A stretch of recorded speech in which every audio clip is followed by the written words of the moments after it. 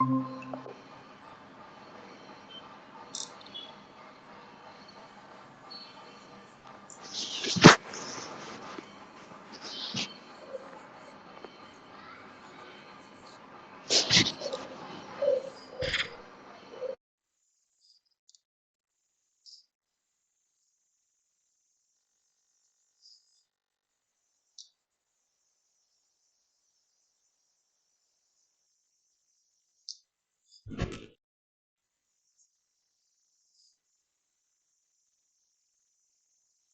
evening.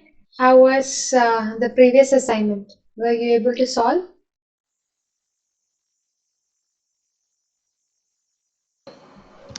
Yes. I have one small doubt on the first question from previous assignment. Okay. There, the option was like, let me see just a minute. Okay. Please tell the question also. Yeah, yeah.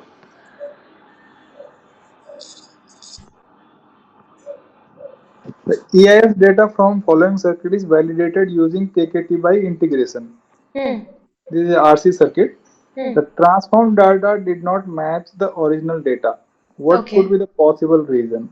So in Okay. that there are four options. Hmm. One is large amplitude perturbation was used, Hmm. and other then there is a data was transformed in impedance mode, data was transformed in admittance mode, and then there was a frequency range was limited. Okay. Now, uh, question like answer fourth option is the right answer, Okay. but why first one cannot be a right? First one also cannot be a answer. Okay. Where Could you repeat the question once again? yeah, when EIS data from following circuit is validated using KKT by integration, Okay. the transformed data did not match the original data. Hmm. Okay. See, if you are taking it at a higher amplitude, Perturbation. amplitude or perturbation, the only issue that can come is the non-linearity effects are coming. Yes. Okay, so it depends on the data. So the question is, so could you again repeat the question? The question is, When the EIS data from the following circuit is what circuit validated, was it? it is RC circuit. Okay, Maxwell. so, Yeah. okay, okay, it was done. Continue. The yes, validated using KKT by integration. Mm. The transformed data did not match the original data. Okay. And What could be the possible? Yeah, what would what be could the be the possible possible reason? reason? So first reason was large Large amplitude. amplitude. Okay, and the Then last data was option is last one was frequency range was limited. the frequency range was limited. So Yeah. basically, let's see, when you're When having frequency range is non-linearity. limited, there is no ambiguity. Like that is right answer, and I don't have any ambiguity on that. But Okay. Non-linearity. Let me tell you. See, when large amplitude is applied, it and you get the data. So as we had seen, it KKT can either say it is KKT non-compliant or it is compliant. So we can't correct. completely believe that it is because of that. There are also possibilities where when you're applying large amplitude, there are non-linearities coming, they may arise, and KKT can either say it is KKT compliant or not compliant. We saw such Correct. example Now also. in this particular case, Hmm. KKT data did not match. So KKT is Hmm. saying it is non-compliant. Yeah. So, So but you have a fourth option which is obviously sure. no, that see, I am not having any doubt on the fourth option. I Yeah, am not that's saying what. fourth option is wrong. What I am Yeah. saying, why first one also cannot be an answer. Okay, see, you are given or to select only one option from everything, Yes, right? yes. So, if I'm saying your fourth option is for sure, that Oh, that yeah, is that is for sure. No issue. yeah. First option, there are chances where KKT can be compliant or not compliant also, if the I amplitude is agree. large. I agree. Now, when KKT says it is non-compliant, because Mm. that is what it mean no KKT by integration. The transformed data did not match the original data. It means Hmm. KKT is saying it is non-compliant. Now we have to Okay. find the reason for non-compliance. Okay. So Compliance fourth is obviously there is no doubt on that. yeah. But why first also cannot be answered. So that's what I'm telling. You're going for the one which is more confident enough for you. I agree, agree. Now, conceptually, I'm not talking about the answer as such. Now, I'm not worried about the answer. My answer, see, in case I face this problem practically, Ah. let's say, let us assume, okay, Hmm. and under that condition, large perturbation also can be a reason, Yeah. right? Yeah. Okay, It is also a reason. that is it. I'm So, talking from the answering point of view. conceptually, Yeah. conceptually, Both conceptually, I are. should not be going wrong. That is what my point is. No, no. Okay. What I was answering was from the point of the question. I mean, Agree, answer. agree, Yeah. agreed, So I from your agree. point, from conceptually, yes, nonlinearity can be flagged off by KKT rule. Okay, okay. We'll just wait for a couple of minutes and see if anyone else is joining or not, and then we'll There start is the already class. one more student is there. Yeah, yeah. But you, yeah, I saw Subhana is there. Just wait for a few more minutes. Just 2 minutes or something. Like usually people join some 2 to 3 minutes late.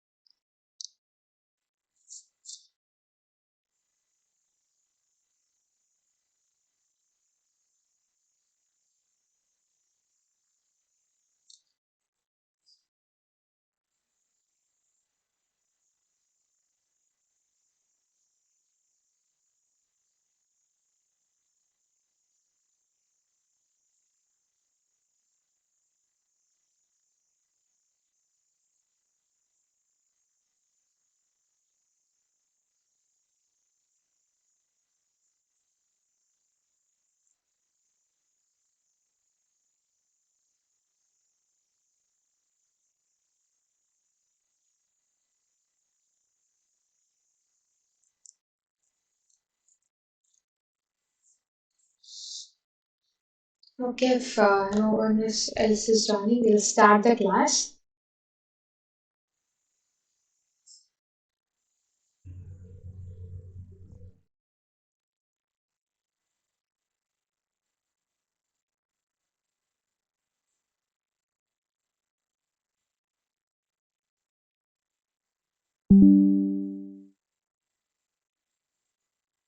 So, are my slides visible?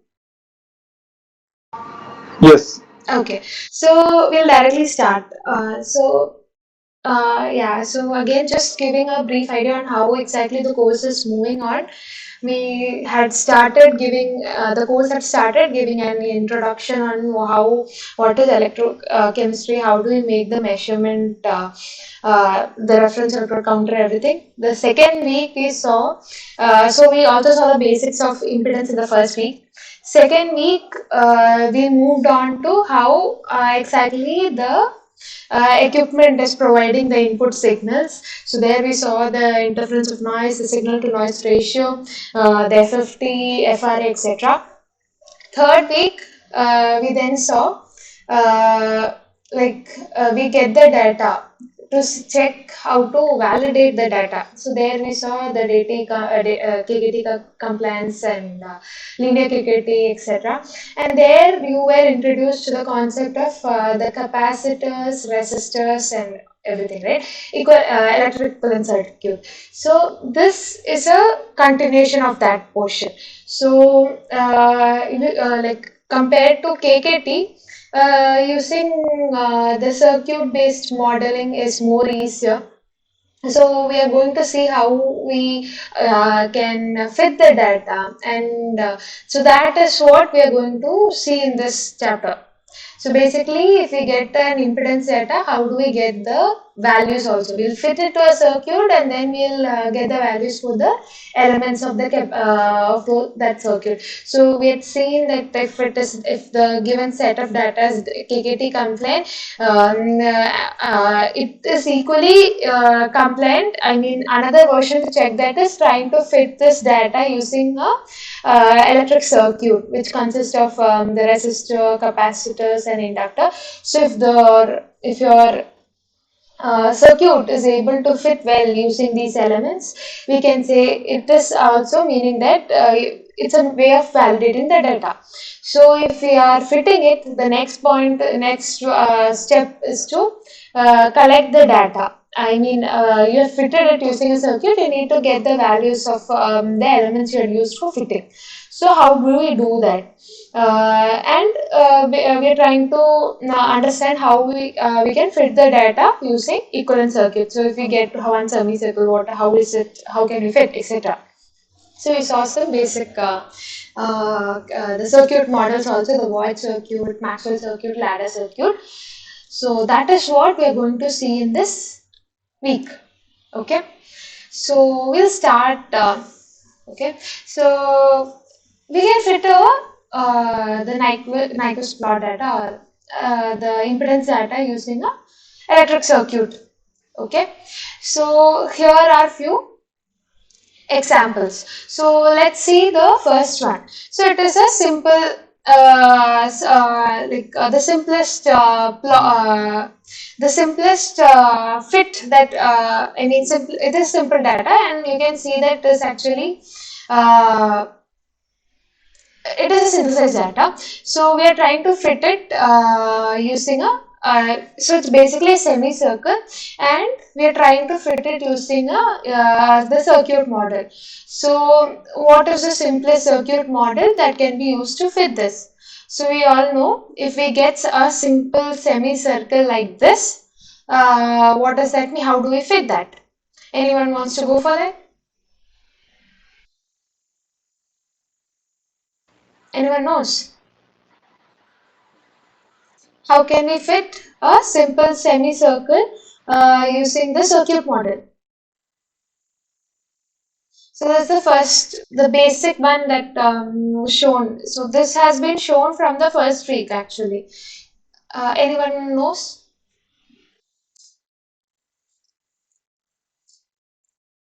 Okay. So if you get a simple semicircle like this, it can be fitted using a capacitor in parallel with a resistor. Someone messaged something. Could you please tell?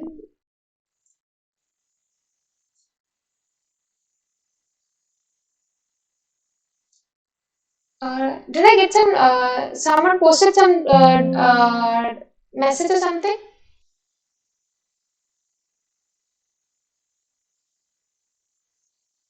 Okay, yeah. See, when I'm taking the class, I might not be able to see the chat. So in that case, it will be helpful if the person can speak out. So if that person is having any difficulty in speaking, someone else can just make me aware that someone has posted a message. Because when I'm going to share, when I'm sharing my slides, I might not be able to see that. Ma'am, Okay. I have done actually. We can model using an RC pair, R and C into parallel. Yeah, yeah. So, Mic was not working. oh, okay, okay. So if someone has some issue, someone else can also say so that I can see. Otherwise, I might not. So if someone posts some doubt, I might not be able to see that. So I told. Okay. So when yeah, so you get a simple semicircle. It can be modeled using a capacitor and a resistor. Okay, and what that actually means, you are immersing a metal on in the liquid or something. So what happens is you have a double layer formation which can be shown using a capacitor, and you will have electrochemical reaction which is shown using a resistor. So for a simple semicircle, it can be represented using a single RC, okay, in parallel to each other. Now, what is the difference between this figure and when you're going to this figure?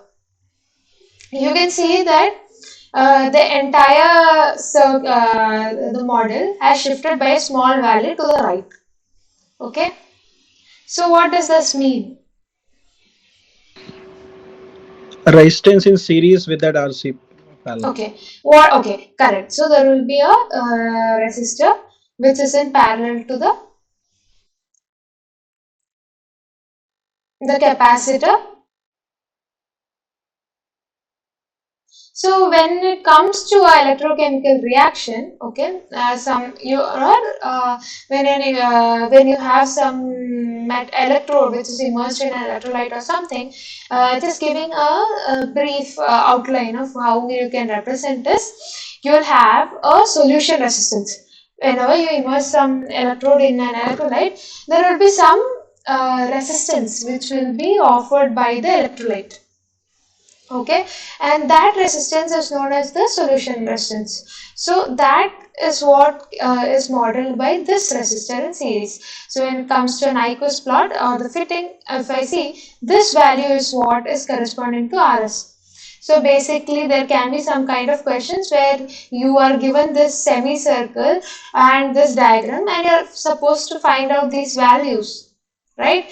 You should find it out, right? So in those cases, this is how you can identify. So this is the solution resistance.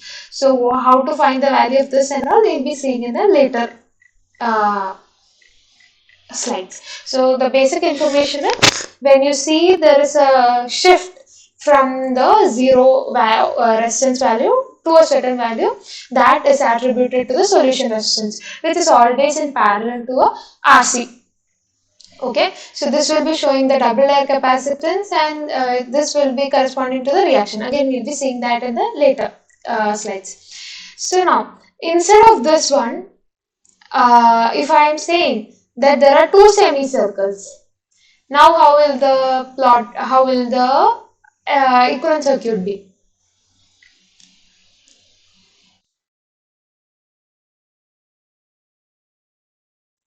Anyone?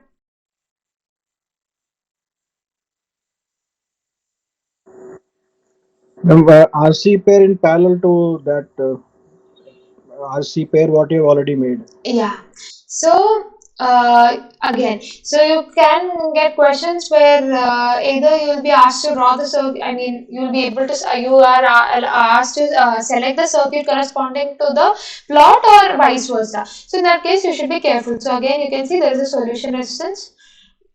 Okay, and then you have first semicircle for which I'll be drawing something like this.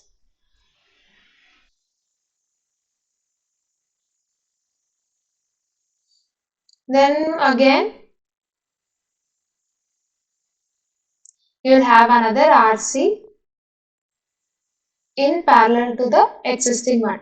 So this one will be corresponding to this one and you have the first semicircle again. So basically the number of pair of RC, okay, RC pair is dependent on the number of semicircle. Okay, so when the number of semicircle is increasing, equal number of RC can be attributed to it. So if you have what to say three semicircle, you should say you need three RC values. So what is this product of R and C called?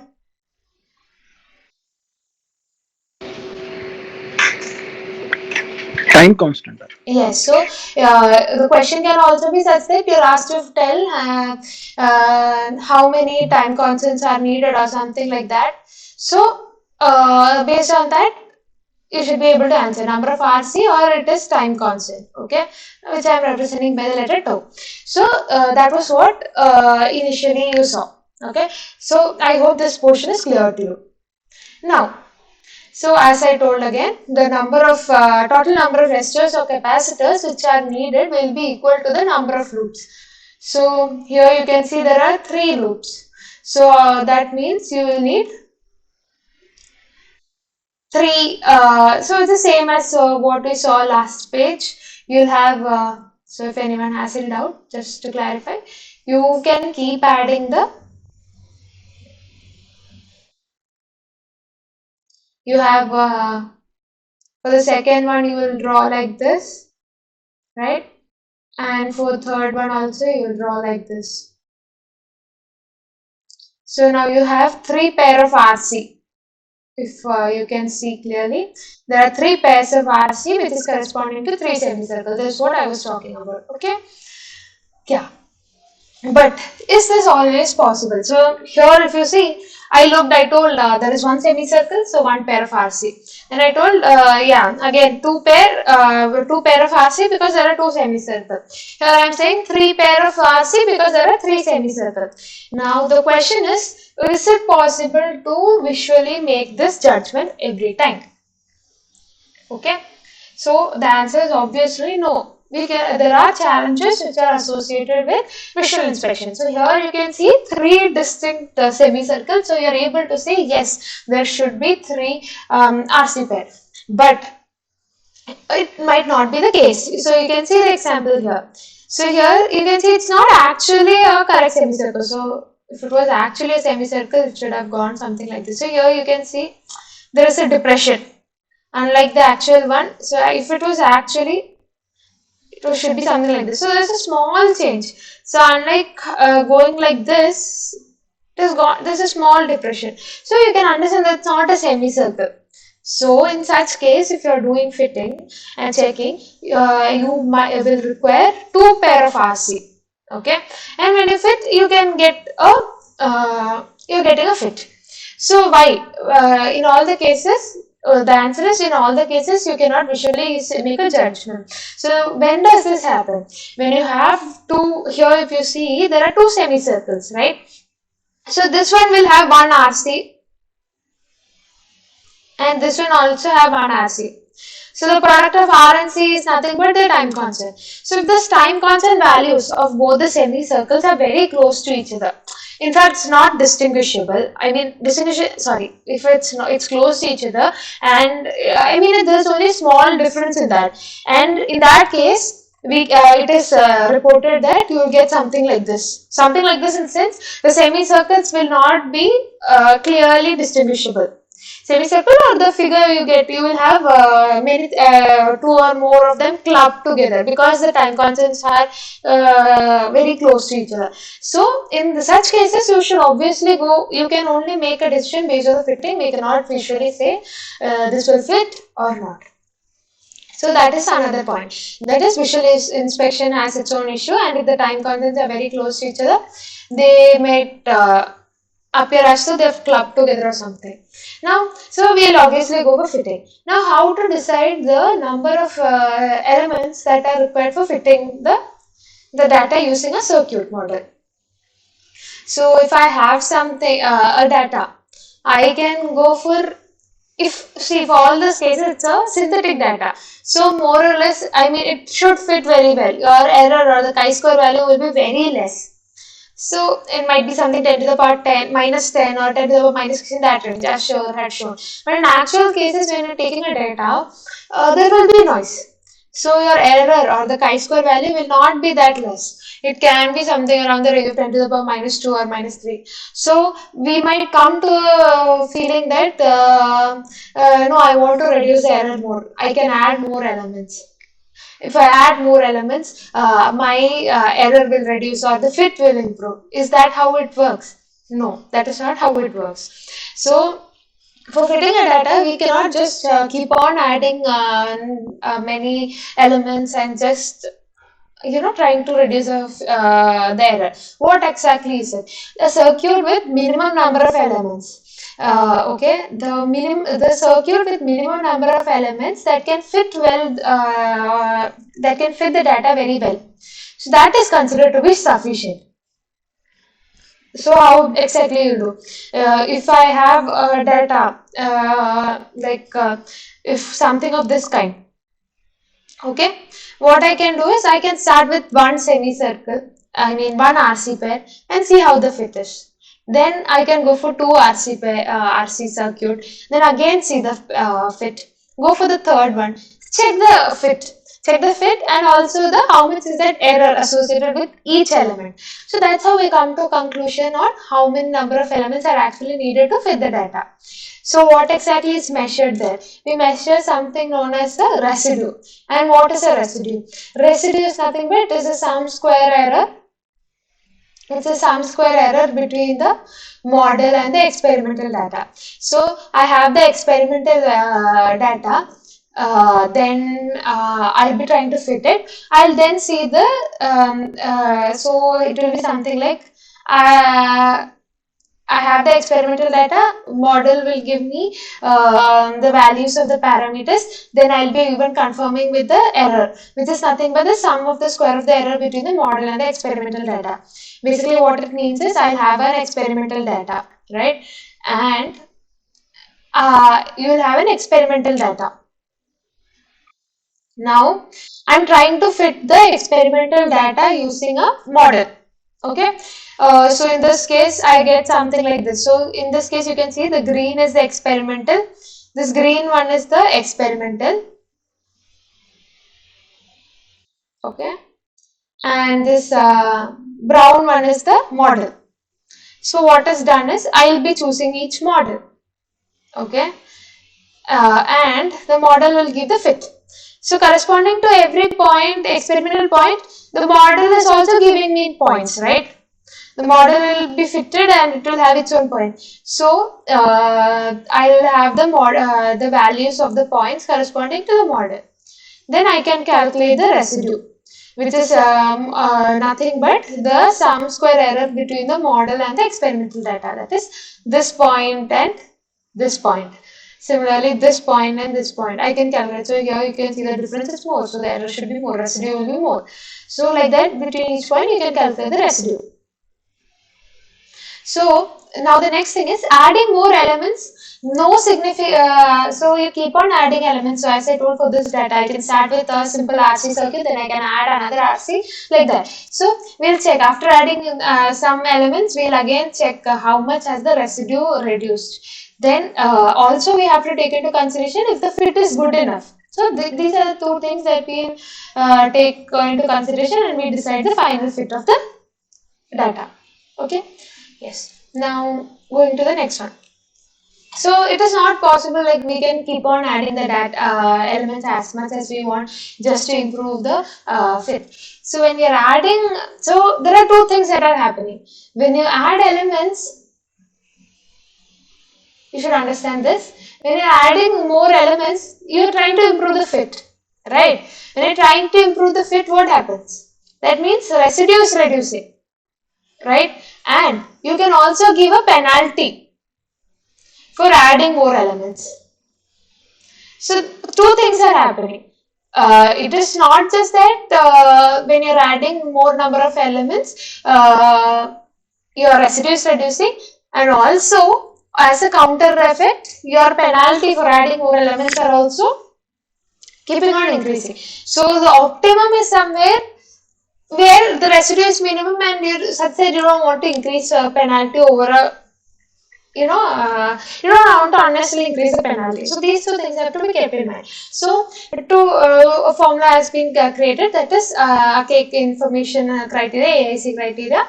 So as to to calculate and understand how much is the penalty you're paying for increasing the number of elements. So basically it is nothing but you are trying to, so where it is taking into consideration, so it is nothing but 2k plus n into natural log of RSS. So what is that? So k is something but total number of independently adjusted parameters in the model. So what does that mean? So it is nothing but it is a number of parameters you are keeping on adding. So you can see that when you are adding more number of elements, this value will increase, right? This value will keep on increasing because k value will increase when you are adding more number of elements to a circuit. Now n is nothing but it's a total number of observations. So if I am doing a data from some frequency to another frequency, I would be taking some points. So the now total number of points, the experimental data, that remains constant, right? There won't be any change in that. Then there's the residue. So when you're adding when you're keeping on increasing the number of elements, you're reducing the residue. So this thing also keeps reducing. So basically, when you keep on increasing the elements, the second term will keep reducing, the first one will keep increasing, and the second one will be having more weightage. But after some time, if you keep on adding more number of elements, the increasing part, that k value will increase so much that then after a point you will be seeing that AIC value is significantly increasing. So what we are actually looking for is a minimum AIC. Minimum AIC is the point which is corresponding to the best fit or the circuit which we have to take into consideration. Okay. So as told, adding more elements will increase the AIC because that K factor is increasing. Now adding more elements will reduce the residue. RSS, that natural log value is reducing. So that second term will reduce. So model corresponding to minimum AIC is the most suitable model. Okay. So this is the first thing. That is minimum AIC is the one which we need when we are modeling the data. I are trying to fit the data. Now when the number of observations are very few, okay, what happens when the number of observations are very few? In the sense, your first value will increase drastically and significantly, the second value is not able to compensate that. So even if it reduces because the n value is small, the entire term will still keep on increasing. So that might not be useful for us to make a judgment properly. So we'll be using AIC with correction, which is nothing but AIC in, plus 2k into k plus 1 by n minus k minus 1. So you should know both the formula. You can expect questions where you are asked to calculate the AIC value or corrected AIC value. So again, if you see when the residue is increasing, AIC value will reduce. By because the AIC is nothing but 2k plus n into natural log RSS. So this term will keep reducing when the residue is decreasing. And again, when the number of parameters are also increasing, AIC will keep on increasing. So you have the parameter function in AIC, that is 2k in the AIC equation. Again, when 2k into k plus 1 is there here also. So when you're increasing a parameter after some level, the AIC will keep on increasing. So again, the minimum value of AICC is what is required. So that is what you saw. Okay. Now this is an example. So first we look into the example. So this was the data that sir had discussed in his PPT during the class. So what had sir done? He had given a small noise. So actually you are supposed to get a semicircle like this, but when you're having a noise, what happens is it can be something distorted, right? You can get something distorted like this because of the effect of noise. Now you are trying to fit this. So you know it is a simple semicircle. So I mean it is something like a semicircle, but again if you see it is not a pure semicircle, there is a small depression. So how do we try to fit the data? First what we will do is we will start with a simple RC circuit. So what is a simple RC circuit? You will have the solution resistance, and to it you will have in parallel a capacitor and a resistor. So this is the first thing you will try to fit. Okay. Yes. Now you see, you get R1 value, R2 value, R3 value. Okay. And so this is the fitting circuit, or I mean the fitting app you use. Okay. Yeah. So before showing this, I can show you an example, like how to do this. So I had a data. Okay. I'm having a data. So if you see, I've just taken a part of the data. It's starting from some 1 millihertz. Okay. Yeah, here it is something like it's 15 kilohertz or something. Okay. Just to show how to do. So I'm copying it. So you know that there are different softwares that can be used for fitting the data. So I'm comfortable with Z symbol. Okay. So you have the interface. Okay. I'm pasting the data directly. So where my first column is frequency, the second column is the real values, and the third one is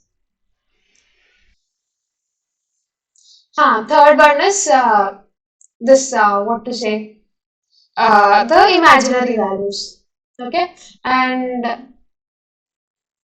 yeah, then I'm trying to fit it. Okay, wait.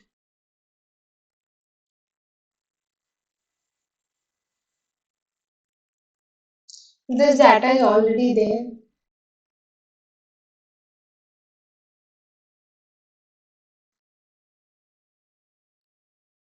I'll again take and show.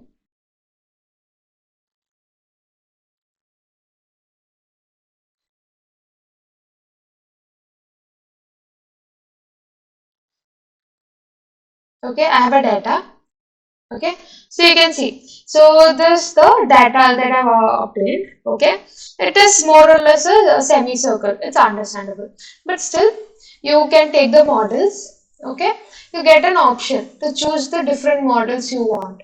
Okay, I can go for a simple Randall circuit, which is nothing but you have a resistor in parallel to capacitor and a resistor.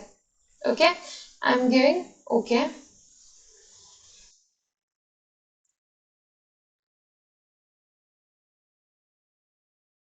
Yeah. Yeah.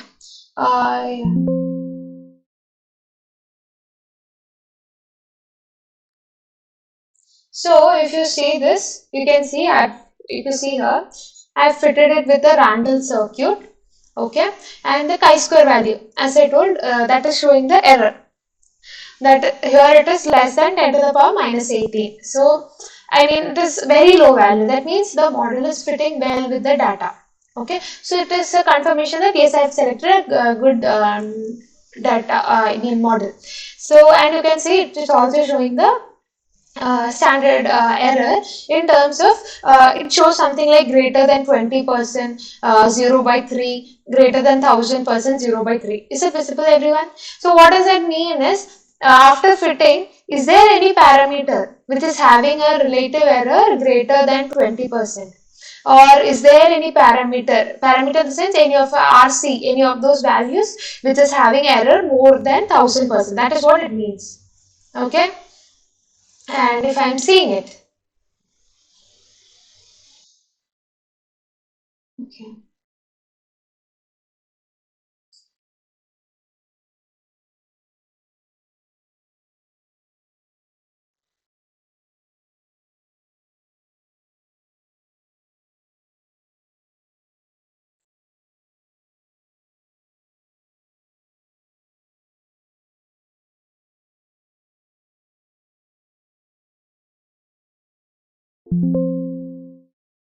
So, so actually something has happened with this app. I'm not able to show you the uh,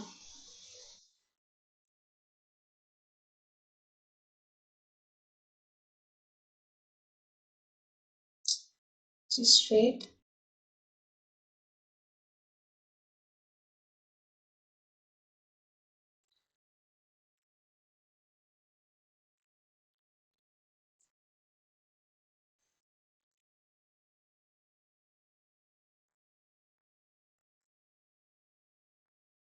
Hmm.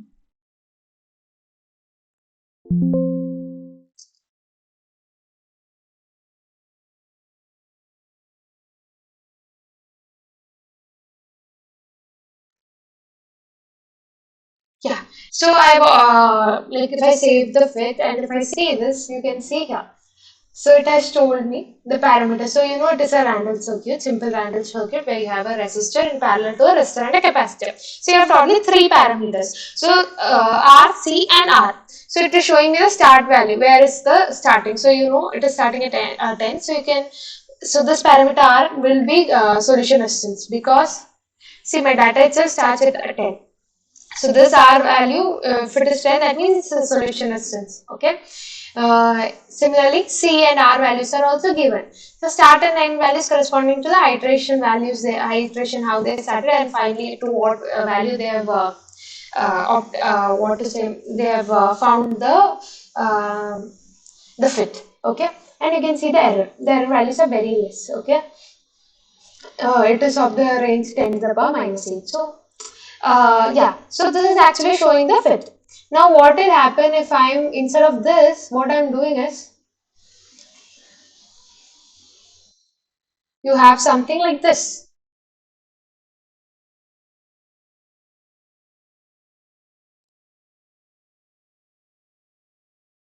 Okay. So I have fitted with something which is, you can see here, I have a capacitor and resistor in parallel with another resistor capacitor. Okay. Yeah. So, so here if you see, it looks okay, right? The fit is same. In fact, it has increased. Like here, if you see the chi-square value, it is 10 to the power minus 19. Wow, it's great. But is it actually making any sense? I've added more number of elements. Is it actually making any sense? Because if you see here, resistor 1, it is having some small error. It is only 2%, 0.2% or some, instance 0.002%. For C also, the first capacitor is 1%, the next one is again 0.0004%. But if you see, for the extra added capacitor and resistor, that is the fourth and the fifth index, this one. Fourth and fifth, you can see the capacitor and resistor, they have given a value. If you see with your eyes, you can see it has fitted well. But you see the error. The error is of the order 10 to the power 10 and 10 to the power 14. So what is the point in adding more number of elements to a circuit and the error is high? Visibly, it is a good fit. But does that actually make sense? No, right? Because you can see that the error is very huge, of the order 10 to the power 10 and 10 to the power 14. So for any system you work with, so you start with a basic fit, and then in case it's not able to fit properly, you'll add more number of elements and you'll do that. You cannot directly go on to a large one. So if I go for something again of if I add another capacitor and resistor in parallel, again all those capacitor and resistor will be giving a large error. So what that actually means is, yeah, that's not needed, or that's incorrect, right? So here the C and R is having a large error because it is not needed here.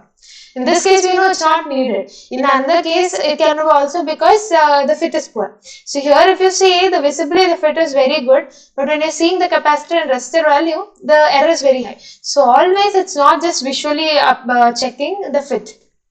It's also needed that you check the elements, you see the error associated with each element.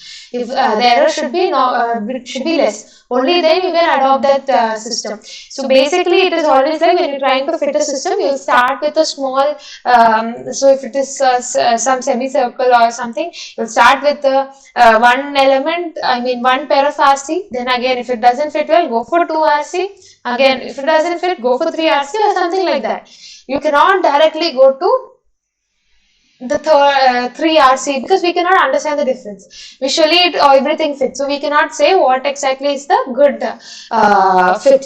Here, because this is a known system, we all know it's a simple semicircle, means you need an RC in parallel. All the other things are not needed. But when you are dealing with a real system, you might not know. So always start with a smaller one and then go to the larger one. Keep it in mind to check the error. Yeah, so that was about the software. So if you see, yeah, so this was the example we were dealing with. So same is the case. Here, if you see, there's something like a semicircle, okay? And we may think of fitting it with a single semicircle. And you see what are the error. You have 3% error with the resistors and capacitor has 5% error. Now, again, we go to the next one. You have 1% error, 3% error. So these values R1, R2, C2 errors have reduced from here to here. And you have 6% and 3%. Okay. Now again you go. You go for the fourth. You are adding R4 and C4. That means you are adding another pair of That is the third pair of RCs added in parallel to the existing system. And you see the value. R4 is having some this much 767% error, and here again 1000 some percent error. Which obviously mean you cannot go for the fourth element. The error is very large. So basically, what you can do is, so based on the error, you can. So that's what I was saying. You can start with a smaller fitting. I mean, fitting with a small number of elements, and keep on adding and see how it varies. Okay. So that's how. What does this error mean?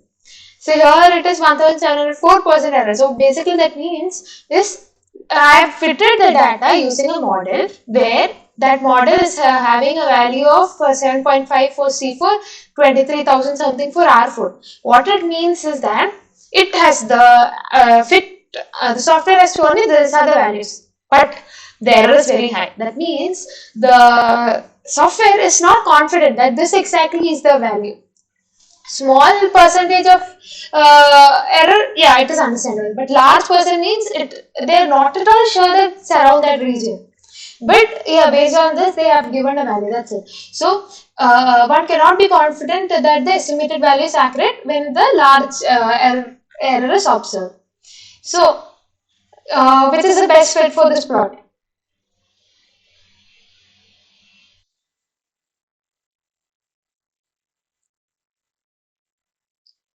Anyone?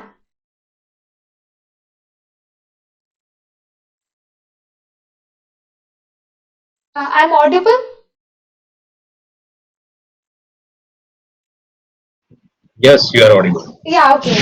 Okay. So, anyone can tell which is the best fit for this?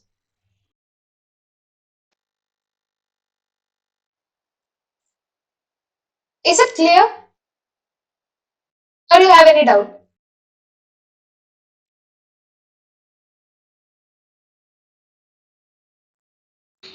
Ma'am, uh, please repeat the question what you asked. Okay, so like I'm asking you, which is the best fit for this plot?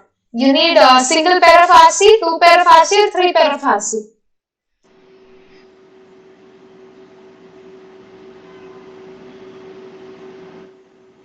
Option 2, madam. Second.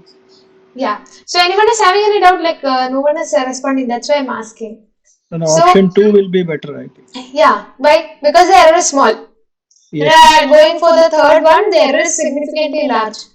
Right? Yes, ma'am. Here also it is 3%, 3%, 5%. But when you are going for the two semicircle, the error of these elements have reduced to 1, 1, 3. And yes, there are some errors with R3 and C3. But again, when you go for the other one, that is for 3 pair of RC, you can see it has become 4%, 3%, 6%, 3%, and here it is so large. So this is obviously not. So this was the one which you can go for. If anyone has any doubt, please ask me, because you can expect such questions for your assignments. So the large value of R4 and small capacitance for C4. So here you can see the R4 value is very large and C4 value is very small. What does that mean? So when resistor impedance is increasing so much, it means what? You cannot expect any flow through that passage, right? Now small value of C4, the value of C4 is quite small. So what does that mean? 1 by j omega c is what is the impedance, right? So when the C value is reducing, this entire value is actually increasing. That is, impedance offered by the capacitor is also increasing. So in both these cases, it means it's equal to an open circuit. That is, there is no flow of current or anything. Right? Is it clear? Yes, ma'am. Okay. So here, so we have actually seen how to fit a data, but that just is not important. You should also take time to understand what physical meaning can be imparted to the circuit fitting. Just fitting is not enough. You may be able to fit particular data to many kinds of circuit, but associating some physical meaning to that is also equally important. So that is what it is meaning. Okay, now going to the next one. So the next thing that you saw was distinguishability. Okay, so basically it's like I have a data.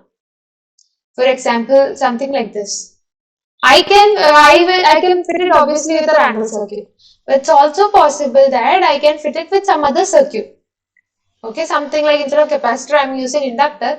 Yes, that data can be also not inductor, some other, yeah, even that. But I'm something like this.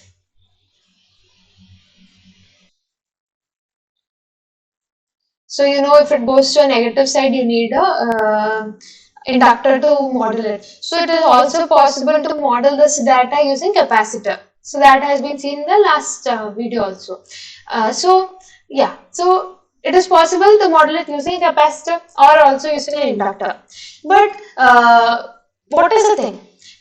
You model with capacitor, you will have some elements. Model with inductor, you will have some other elements. Both will fit. But the thing is, the values of the elements in your capacitor based circuit and the inductor based circuit will be different. So, two different circuits can model the same plot. I mean, same set of data, but the difference is that the values of the resistor, capacitor, inductor, everything will be different from what one person gets, will be different from what another person gets. Using different values, the same set of data can be modeled. Yeah, so yeah, that is what was about the distinguishability. That is, you can use some circuit which are, so instead of this circuit over here, I can also use this circuit. And one possible question or something is that these, if I know the values of this circuit, I can use that to find out the values in this particular circuit. So this is another kind of important question from this portion. So let's start doing that. Anyone has any idea how to do that? So what I mean is, if I know R3, C3 and R4, it is equally easy for me to find out R1, L1 and R2. Can anyone tell how?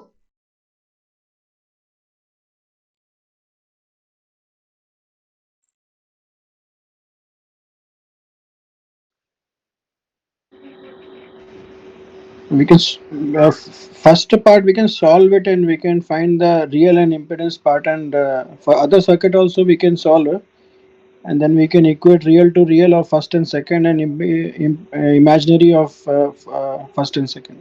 Okay, that is one way. That is a little more longer. So what else can we do? So we can simplify the circuit, right? So we know two conditions. That is, when omega tends to 0, what will be the impedance? Similarly, what will be the impedance when omega tends to infinity?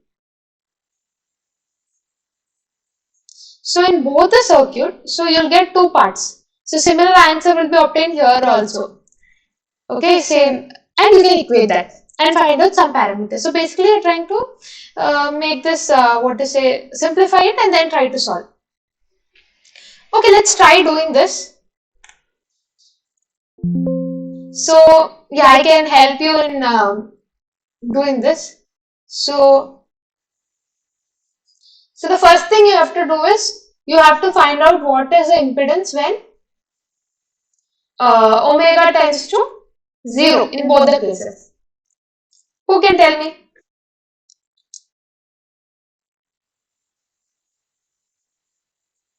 I can give you a few minutes. We can do this together. So the first thing is I'm trying to find out what is the impedance when omega tends to 0.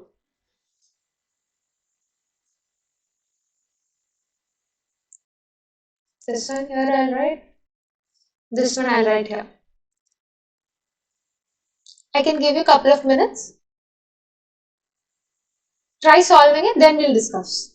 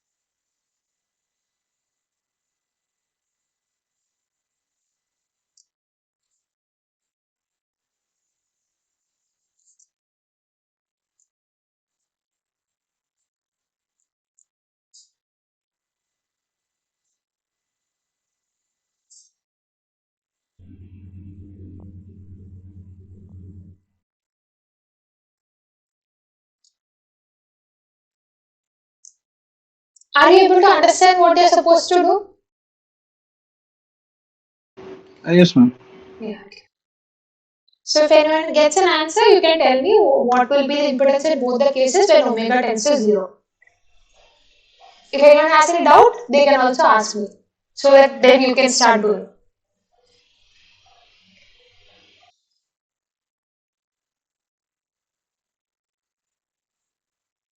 R4 will become to R2 maybe.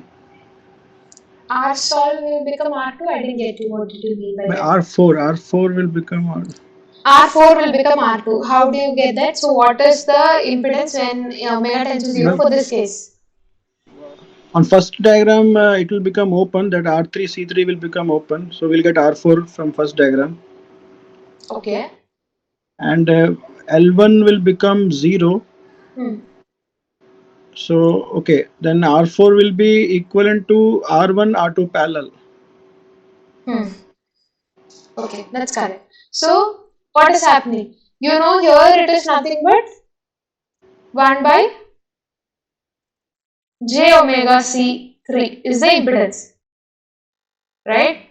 So when omega tends to 0, what happens? This entire capacitor base impedance becomes infinity because it is in the denominator, right?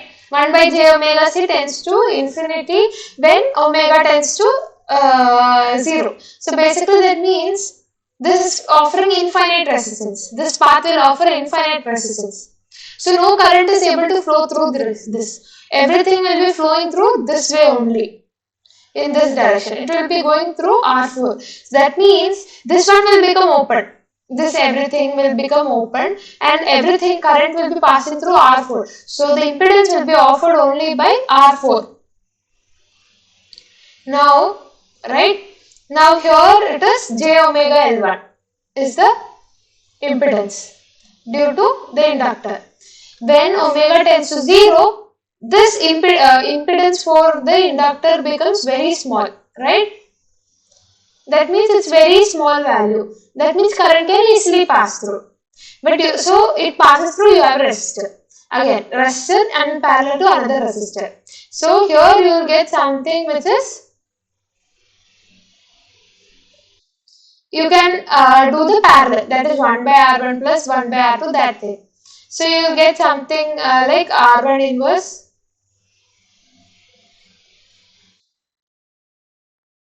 I'm sorry. So here you will have 1 by Z equal to 1 by R1 plus 1 by R2.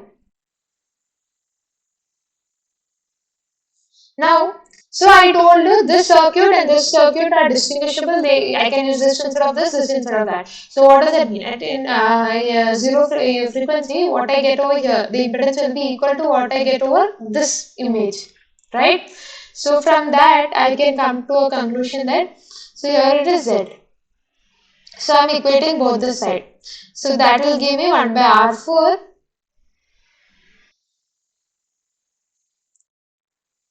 equal to 1 by R1 plus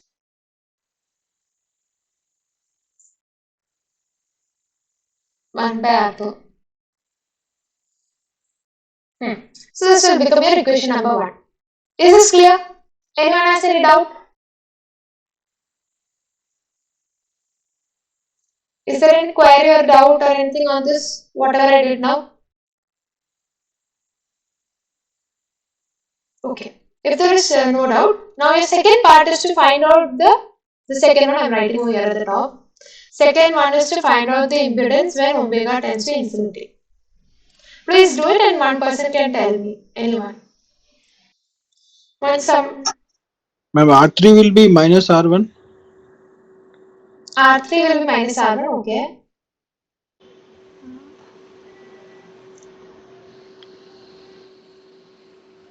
Ma'am, in this case, actually, how to solve for C and L, that will not be coming, no? That will also come. Okay, okay.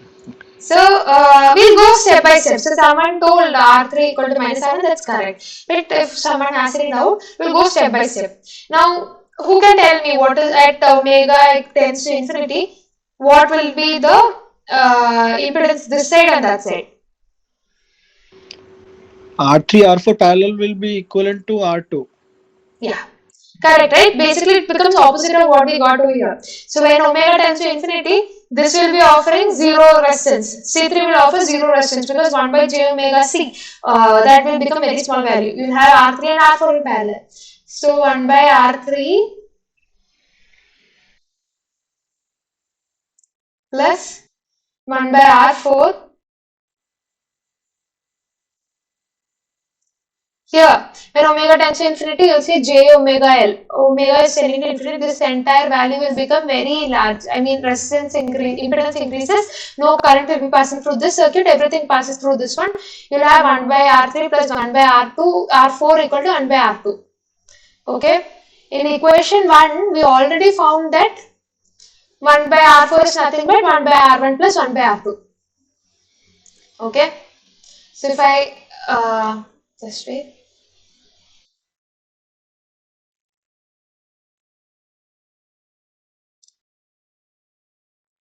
Yeah. So from 1, we already found out this what is 1 by R4. What is 1 by R4? From 1, we already got this nothing but it is 1 by R1 plus 1 by R2. I am substituting that.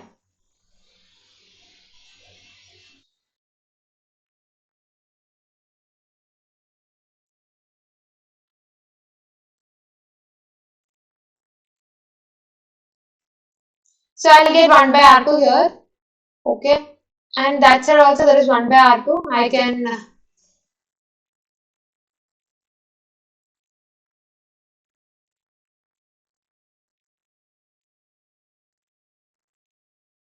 so I can just cut this. You will get 1 by R. So you will get nothing but R3. If I simplify, I will get R3 is nothing but equal to minus R1. So if I am given R3 and R4 and C3, I have now found out how to find R1. So R1 I can get using this equation. Now what is R2? I can find out from R4 and R1 will be known. I'm sorry, R4 will be known. R1 you will get from here. Then you can solve this to find out R2. Now the only thing that is left to be found out is L1. How to find out L1? Right? You have the two circuits. So I told you they both can be used interchangeably. So what that means the impedance you get over here, the values of R3, C3, R4 will be different from R1, L1, and R2. That is there.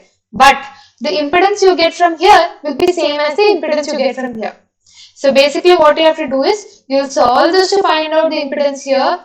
You'll solve to find out the impedance over here. Equate it, find a relationship between C3, L1 and other resistors. You can start doing. Is there any doubt in what I said?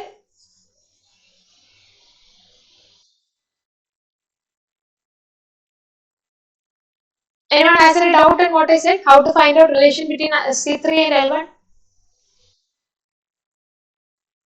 Ma'am, can you please repeat? Yeah. So you can use this interchangeably. So what I told is the value of R3, C3, R4 will be different from R1, L1 and R2. But they can be used in place of one another. So how to find out C3 and L1? Though the values are different, the impedance you get from both the circuit will be same. Only then it's able to fit the data, right? So if they're able to fit the data properly, I mean both can be used interchangeably means the impedance you get from this one and the impedance you get from the other one. They should be matching. So what you do is you will find out what is the total impedance in this case. Similarly, you will find out what is the total impedance in this case. And then you will equate it. There, when you do that, after that you want to get rid of few terms. So for that you have already found out R3 equal to minus R1 and you know this relation. Using this you can get rid of few terms. You can try doing it. If you have any doubt you can ask me. Then we'll discuss.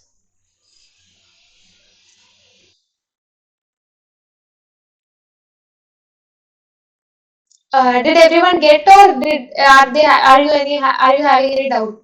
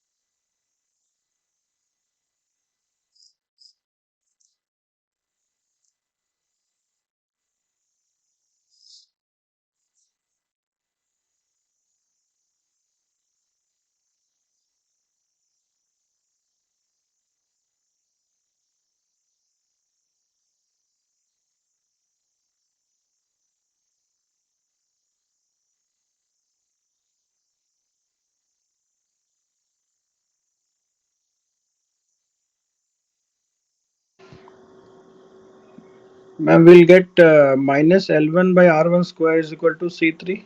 So that is correct. Yes, that's correct. Good. Anyone else? Is there someone who is stuck?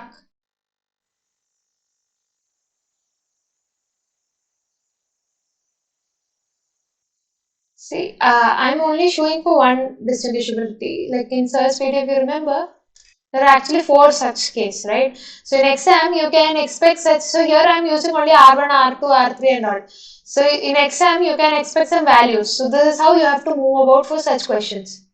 So you find out what is the impedance at zero frequency and what is the impedance at infinite frequency. Then you will find out the values.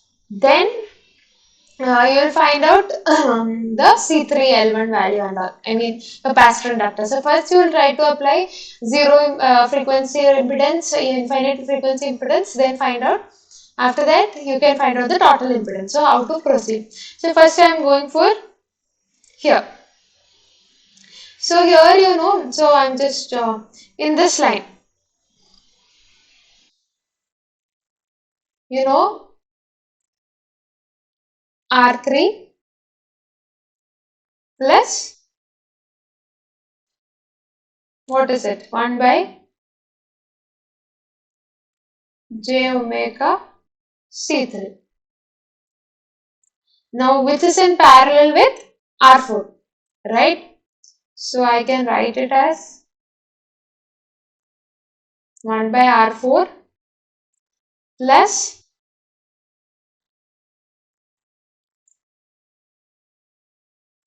1 by R3 plus 1 by j omega C3. This is the total impedance. Inverse of the resistance, inverse of the impedance, that is admittance, I have written like this, right?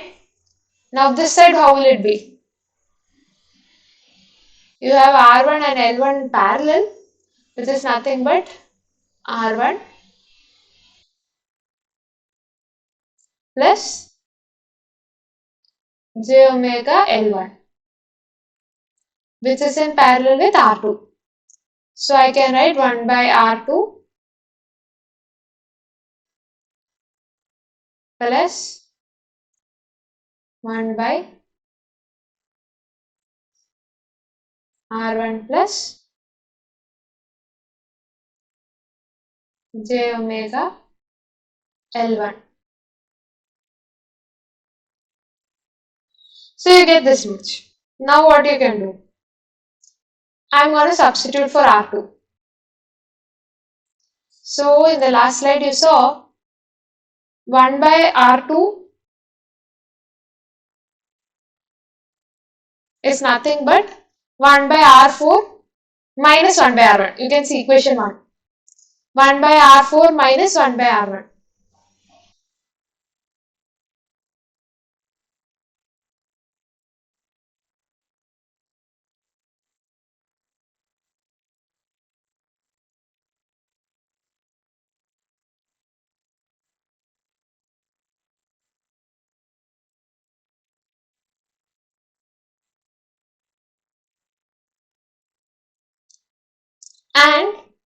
And I'll just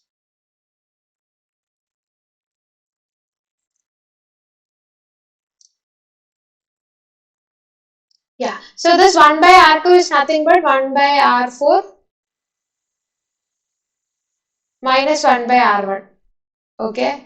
And for which again I am substituting R1 is nothing but minus R3. So for this I am substituting minus R3. So I'll get 1 by R4.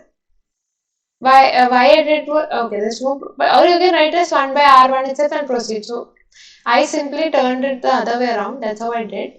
So yeah, you can you do it the other way also. You will get the answer. So basically R3, R4, C3. So I told us R3, R4, C3 values are known. You have to find all this. That's why I'm writing in terms of R3. So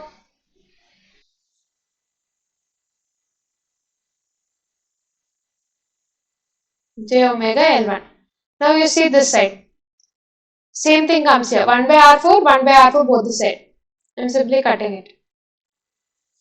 Okay. Now, yeah, as I told, this R1 again I can substitute as minus R3.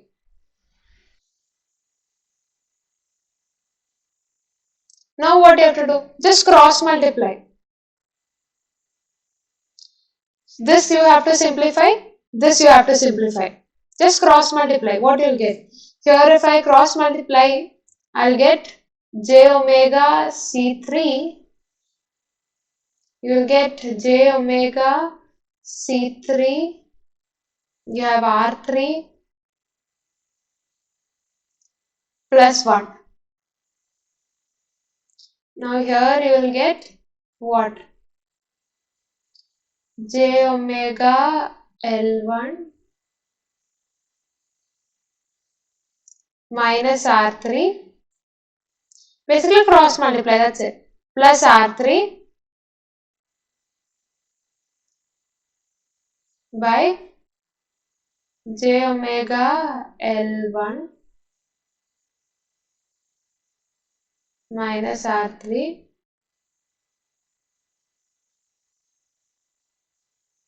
into R3. I can cut both of this.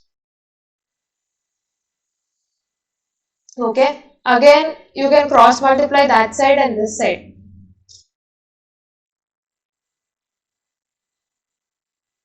So again, if you see here, so this terms have gone.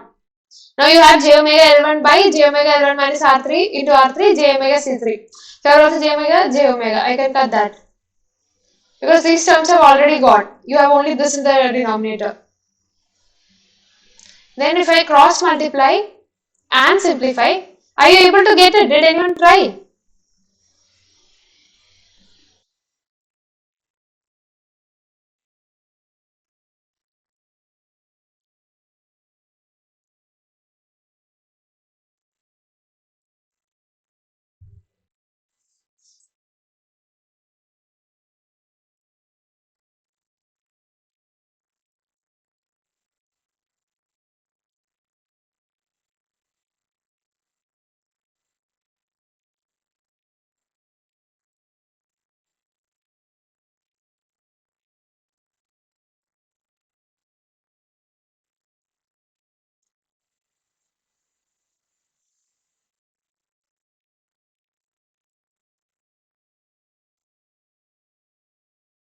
You can see these two terms will go. And finally, you will get C3 equal to L1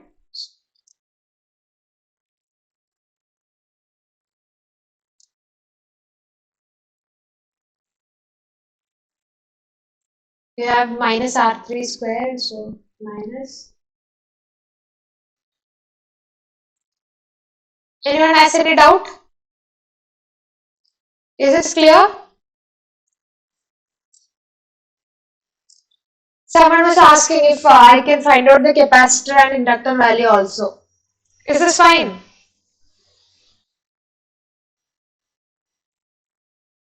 Yes, ma'am. So that's how you can find out. So yeah, this actually is simple. Because I'm writing, you may feel it so lengthy or something. No, it's simple mathematics. You have to apply omega tends to infinity, omega tends to 0, find out two relation. After that, simply find the impedance of this circuit, equate it, you get the relation.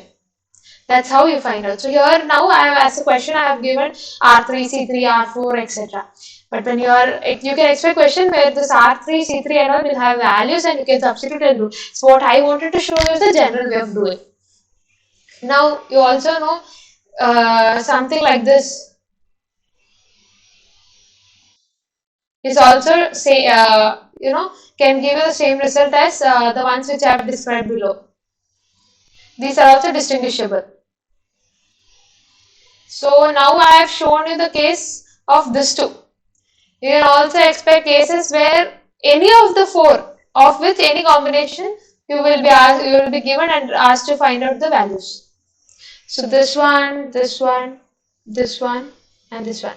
So you can expect any question where two figures are given or three of the values of one of the circuit is given. You are asked to find out the other three or something like that. So that's how it works. So yeah, just simple mathematics only. You just have to find out the impedance. You should make sure you don't make any mistake with the plus or minus. In that case, you will be getting the correct answer. Okay. You can try out the other ones also if you are interested, right? You can expect some things of this kind. Now, the next one is the zeros and the poles. So, so someone told that I'm sorry, but what I meant is you have a circuit. One person can come up telling one circuit is fitting well. Yes, this is the correct fit. Another person can come with another fit and say yes, this my circuit is also matching. So mine is correct. So basically, I told you if I have a circuit, I can either fit some circuit because they are distinguishable. All these four can be will be able to fit the data, right? So that's known. But there are many different, such distinguishable circuits. So this is a general example. So we cannot someone says I fitted with this is correct, the other one said this is correct or something like that. It's not always possible to compare and say which one is correct or are they distinguishable and all. So what this person had told was it is possible to represent the circuit uniquely using zeros and poles of the impedance written as a function of angular frequency. What does that mean?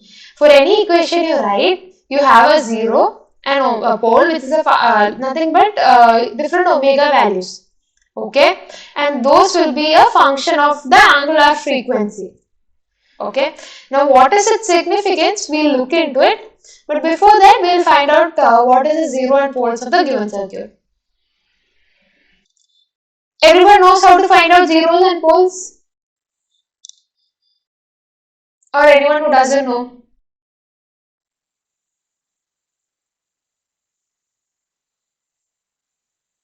Everyone knows, or if anyone doesn't know, please feel free to tell me.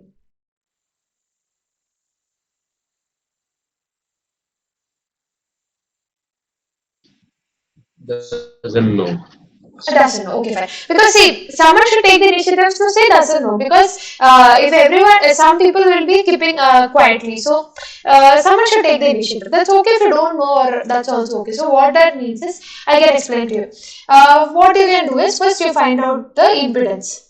So here you found out the impedance something like this, right? 1 by R4 plus 1 by R3 plus j omega C3 equal to something like this you found out, right? Okay, of which I am taking only this one. Basically, you have a capacitor and resistor which is in parallel to the resistor. What you have to do is you have to simplify it. Simplify it in the sense, write it in the form of a numerator and denominator. So here if I write, I think that's the same equation, right? So can someone just write this in this form? So what I mean is you will get something 1 by R4 plus 1 by this thing. Simplify it such that you will get here R3 will be multiplied by this and this will go to the denominator. Then you will again have something here. Again cross multiply. You should get a some linear equation or anything. Okay, you will get some equation at the top, another equation at the bottom as a function of omega. Please find that. Then I'll tell you what is zero and pole.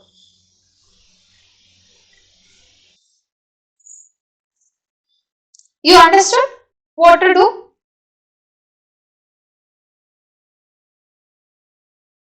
The person who told, are you able to understand what I told?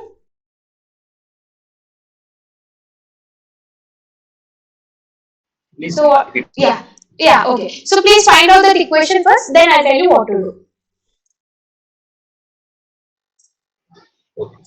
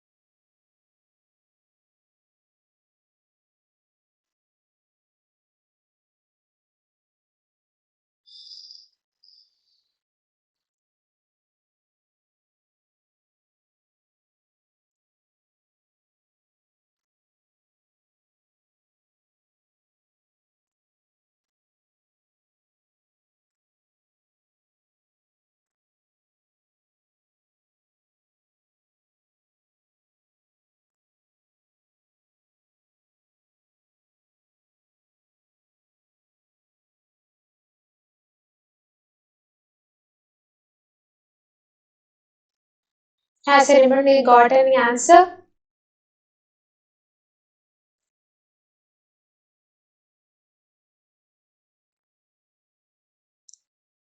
Okay, in that case, I'll start. Okay, so if you see here, C1 and R2 are in parallel, right? So what will I get the impedance as? So that impedance will be in parallel, will be in series with R1. So your total impedance is nothing but R1 plus 1 by 1 by what it is, 1 by R2. Is this correct what I have written?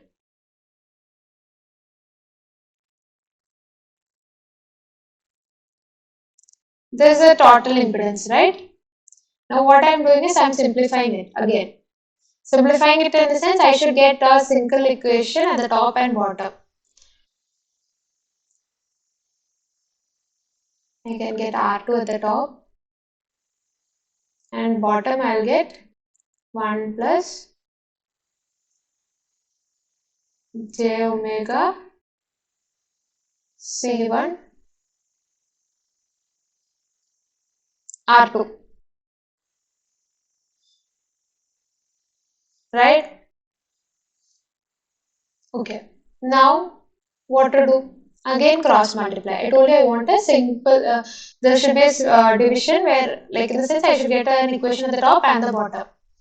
So I'm cross multiplying it again. J omega C1 R1 R2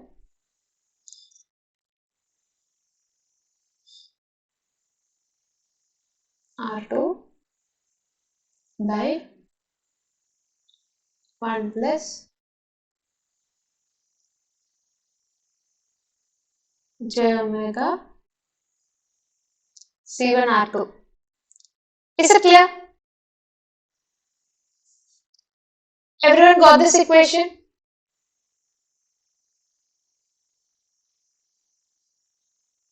Anyone is Yes, having it? sir. Okay, It's you clear. got, yeah. Okay, so you got this equation. Now what you have to do is, you have to equate this equation at the denominator to 0. Okay, so you will get a value for omega. Okay, and that value is corresponding to the pole. Okay, that is when you equate the denominator to 0, that is 1 plus j omega c1 r2 equal to 0 to 0. You will equate this to 0. You will get something as omega as a function of something, right? 1 by something. Something you will get. So this is the pole. Similarly, this equation will be equated to 0. Again, you will get an equation for omega. This one is known as 0.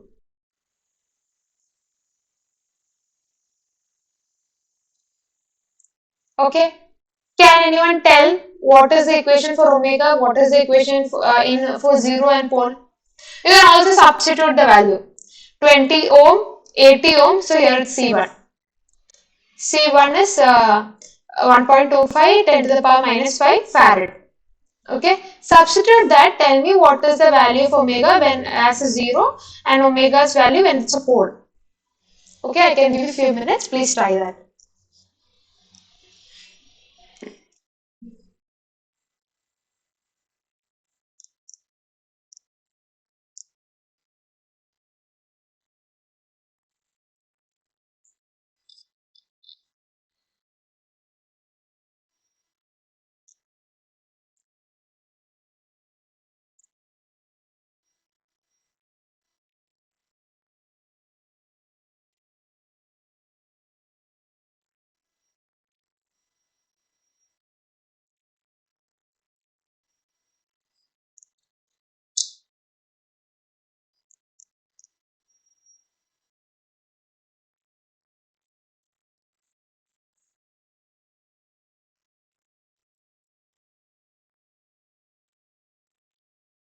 Have you got the value for the zeros and the pole?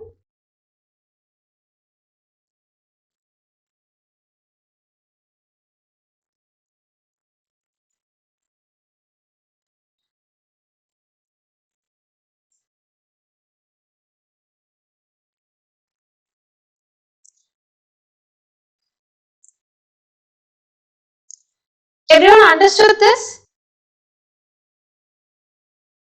Any doubt?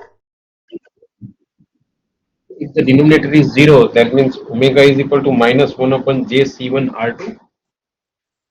Yeah, you can substitute this value also. Then tell me the final answer. Substitute 20 ohms, 80 ohm, 1.25 into 10 to the power minus 5 farads and tell me what was the omega value and for poles and zeros.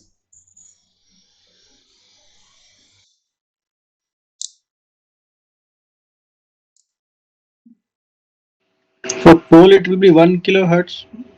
No, Okay. not 1 kilohertz, 1000 actually. Okay, 1000. Something else is there along with that? 1000 alone? J, J. J, yes, don't forget that. Positive. Yeah, positive 1000 J. And here 0.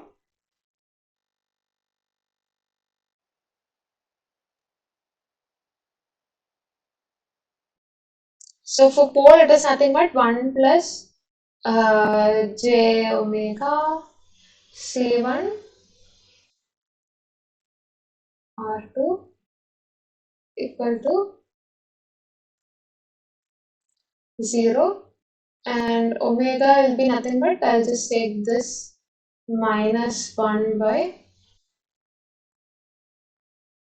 j C1 R2.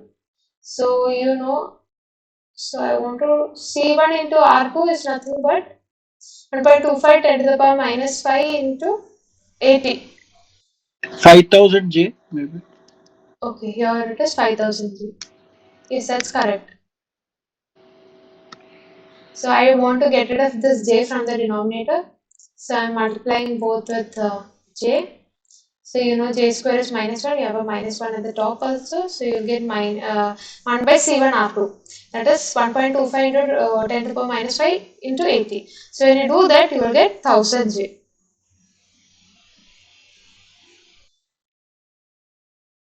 Similarly, someone told that the answer of 0 is this thing. That's also correct.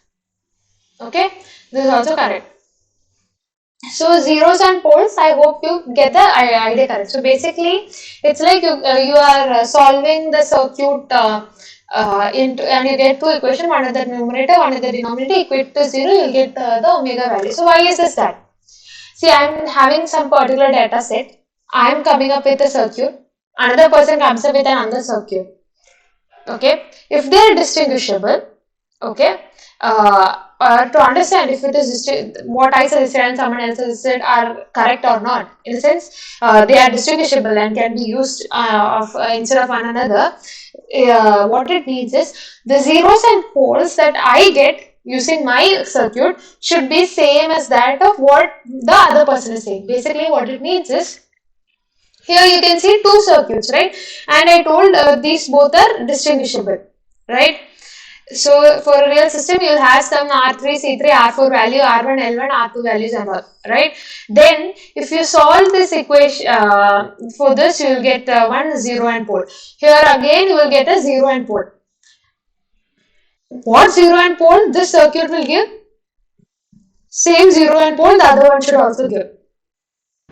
Okay? One doubt is there here in this example. Both zeros and poles are coming imaginary, no? Yeah. Normally, zero will be on the x-axis, no? Or it will be like that only. We'll get imaginary values for both zero and poles. Yeah, that's possible. It depends upon where it lies. Can be in the imaginary or it can also lie in the Real. real part. Yeah. Okay. Yeah. So if the circuits are distinguishable, both the circuit that the person comes up with will have the same zeros and poles. Okay. So basically it is unique and it doesn't depend upon the type of the circuit that is employed. However, it has a disadvantage. So when I am suggesting a circuit, as I told, just fitting is not enough. You should have a physical meaning to it. Whatever circuit you are suggesting, it should have a physical meaning. But when it comes to zeros and pole, I get some zeros values, I get some poles value. It's not possible for me to tell what it physically means. Just fitting is not enough, you should come up with a physical meaning also, which is not possible in the case of zeros and poles. So that is the disadvantage of this method. Okay? If that's, I hope it's clear for everyone. Yes, ma'am. Okay. So, yeah. So, yeah. So, summary, I told you, I can fit any an equivalent electric circuit for an electrode electrolyte interface. Okay. Assuming there is no mass transfer happening, this will be the structure where I have a resistor in parallel to a capacitor and a Faraday reaction. I'm telling that I'm keeping constraint that mass transfer is not happening. So, which will be dealt in the later stages of this lecture series. But for the present scenario, we are dealing with the cases where there is no mass transfer happening, no significant mass transfer. So basically, it is kinetics controlled. So you'll have a resistor resistant pass. So this one, you know, as I told, when you have system like this one corresponds to solution resistance. This one is a double layer at the electrode interface, and this corresponds to ZF, which is the Faraday impedance or the reaction. The impedance which is resulting from any from a reaction that is happening. Okay, Faraday electrochemical reaction that is given by the Faraday impedance. Okay, now this value, that is the ZF, depends upon the system you are dealing with. It can be very simple resistor. Okay, so which you had already seen now. So this was the scenario which we were seeing till now. So we were considering it's a simple reaction. So in that case, this one is nothing but just telling about the Faraday impedance. But this is the case always? No, it is not. This can become more complex. It depends upon the type of reactions. So it can be a what to say ladder circuit, or it can even be a Maxwell circuit, which again we had seen the last week.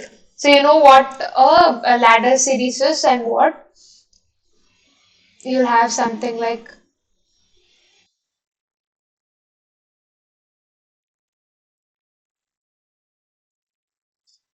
this. Wait a sec.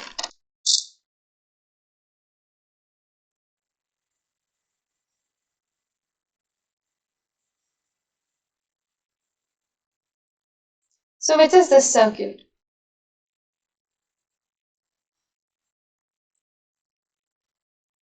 What is the name of this circuit? Anyone? Maxwell. Yeah. So this is the part which is corresponding to the Faraday impedance. Okay. Or you can even go for the ladder circuit. So that's how. So in general, when there is no mass transfer controlling the process, and I'm saying only it's a kinetics happening, and you can represent that using a simple resistor, or it can be as complex as multiple elements coming. It can be resistor. You can even go for inductor. Anything. Okay, so it depends upon the choice. I mean, it depends upon the reaction that's happening. Now, the software for fitting. So I already showed you ZSIM. So I'm using ZSIM. So people use different software. So anything can be used for fitting the data. So if in that interface, I can even go for like I can directly take a fit. Like I got a I needed to fit a semicircle. I directly went for RC or random circuit, and I said okay. So they all directly fitted it, and they gave me the parameter values. Alright. So there it's a software itself trying to find out the parameter values. There software is itself giving the initial value. Optimization is working on the initial guess value of the parameters. So I can go for any what to say like I can ask the software to fit the data for me. It will itself find the initial guess. It will itself fit it. But if there are cases where the data can have complex features, and in such case optimization program might not fit well. So actually it might be a good fit, but because optimization program is not able to give us a good initial guess, it can tell it's not fitting. Okay, so sometimes that's because the optimization program will say that it's not fitting well because the initial parameters that are chosen are incorrect. So how to overcome this issue? We can give the initial parameters on our own. So one example that sir had shown was where we're fitting the inductor based model using capacitor. So in such case, I can go for an RC based circuit and I can manually give the initial value. I can set the capacitor to take negative values. In such case, optimization will run, and yes, this can be fitted using a capacitor instead of a resistor. I'm sorry, instead of an inductor, such as I might not need a like. So this, if it I'm fitting it, I'll need something like this.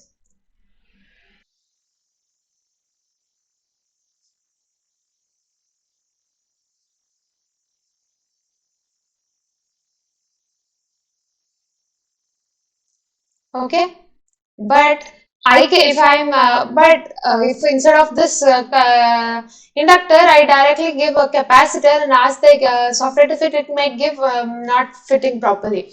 In such case I can manually give the capacitor or the resistor to take the negative value, and it will automatically find out the I mean it I'm giving the initial value, I'm allowing it to go to negative value. In such case it will fit well. So at low frequency capacitor, okay, so yeah, so I hope that point is clear. So we can itself give the input parameter values and we can do the fitting. Okay. When that R and C value, how we'll decide it is less than 0, negative values? Whether both can be negative or one can be negative, like that in assignment one of the question is there. So Then I cannot discuss that, right? We no, can no, ma'am, discuss. I'm not asking. The question means how to decide whether these values are negative. Like you told, C should be negative. R also can be negative. Maybe it will fit. You can see Sir's video. Yes, okay, I didn't know that. So yeah, you can see video. You'll understand. So we can discuss this in the next class. So someone had also asked me about the what is that points per decade. Is that doubt cleared? Someone for my last class was asking about points per decade, but I don't remember exactly what that question was. And that was a part of last assignment Yeah, actually. yeah. So someone asked me, so I said, let the deadline get over, then I'll discuss. So someone was having that doubt. Is that cleared? That doubt, or still having that doubt?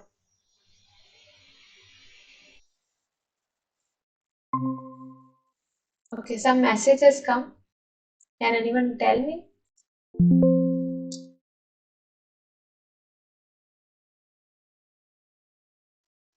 Okay, did I get? Okay, it was someone else who joined it, I think, right? I thought I got someone posted something in the message box. Yeah, so yeah, I hope that doubt is clear. If anyone has that doubt, can ask me. Okay. Yeah. So Ma'am, one doubt. This you are using the software, no? ZSIM Twin. mm, When we downloaded, actually we cannot see the parameters there. Like RC pair, if we want to model, we can model it, but what are the values we cannot see because it is not a full version. Demo version only will get. okay, we can see the values only if you're having the Full registered version. version. Yeah, full version. Otherwise, Then, it's ma'am, that not. same question is there. Like, how we'll come to know R and C values? How to positive or negative? Because we cannot do there. You can use any other software, or if you're working in the if you're in the college, your college will have to take the license. Okay. Only in that case it's possible. Because to see the values, you should have that license. Okay. Yeah. So you need to have the license. But what about ZFit and all? It's MATLAB based. I'm not sure. I've not used it. Or ZView and all. Are they free version? One software what I got was Python based, but in that Python environment is required, so Oh, that is okay. different. I'm also not sure on that. I use Zsymbian, but ZView also I've heard people using. So if you can get a free version of that or ZFit, I'm not sure. Okay. Yeah, so you can try in that. You get the model. So basically, as I had initially told, so because it's an assignment question, I won't further talk on that. So yeah, there are cases where you can use go for negative capacitor. Even Sir's video, he has explained it well. So yeah, please see that your doubt will be clarified. Or if you have any other doubts, we'll again discuss it in the next class after the assignment submission deadline is over. Okay. Yeah. So this is just like the last point in this thing is just like a summary. You know, the impedance of a capacitor is 1 by j omega c, and here of an inductor is j omega L. So at low frequency, that means this entire thing will become infinity and it will not allow any current to pass. Basically, it's an open circuit. On the contrary, here this value will become very low. That is, impedance of the inductor will reduce significantly. It is short circuit. So these are all the initial guesses. So basically, using these, we can simplify the circuit. We can get the initial guesses of the values. So that can be given as the initial guess value. Okay, you understood, I guess. So at low frequency, I know I'll get some values using this or this. Okay, that's there in the circuit. So if using that low frequency condition, I'll get simplify the circuit. I'll get a value for the resistor. Use that as the initial value. So that can be used as a manual value. So that can be given as the when you're doing it manually. That's how we can give the initial value instead of giving it randomly. Okay, so that's about giving the input values. Now the next thing is the challenges. Okay. So we spoke about this. They have its own challenges. The first one is optimal element values in the electric circuit model. It depends upon the initial value. So as I said, as system gets complex or you want to give some negative value, it might not be possible for the software to decide on its own. In that case, you'll have to give the optimum value as input from our side. And if these guesses are very poor, there are chances that the optimization error will happen. That is, the difference between the model and the experimental value will be large. And we might think that the model is not fitting well, but in fact, it can be because that our initial guesses are poor that we are not getting a proper fit. So, checking the initial guesses are also important. Now, there are chances that our data can be modeled using several circuits, but we cannot choose any circuit just like that randomly. We cannot choose. Instead, we should also, so as I said, fit enough is not enough. I mean, fit alone is not enough. Giving a interpretation to why I chose this model or what it exactly means are also equally important. Giving a physical meaning to it is important. Assigning physical meaning to large values of capacitance and inductance observed or to the negative resistance values encountered are also important. Okay, so there are chances when you fit, you will get the values of capacitor, inductor. They can be large or you get negative values for resistor, capacitor, and everything. You have to give a reason for that, or simply you cannot fit the data. You get these values, you cannot just report that. You need to give an value because it's not possible. You cannot directly say it's a capacitor. You cannot. You have never seen anywhere like the capacitor value and all becoming negative. So if it gets negative, it means there is some issue. I mean, it is pointing something. So that needs to be reported. Okay. Yes. So we saw how to simplify the circuit, right?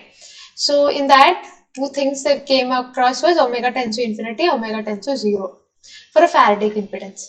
So when omega tends to 0, the impedance that you get is known as the polarization resistance. So you have something like this. So you know that we start the impedance at high frequency regime, we go to the low frequency regime. So this is a low frequency regime. So this value is nothing but this RP. And at low frequency, what we get is nothing but, I mean high frequency, what we get is RT. Now, here if you see, I have drawn it very close to the x-axis. Basically, there is no solution resistance. So RT is nothing but this value. RP is this, right? Now there are also cases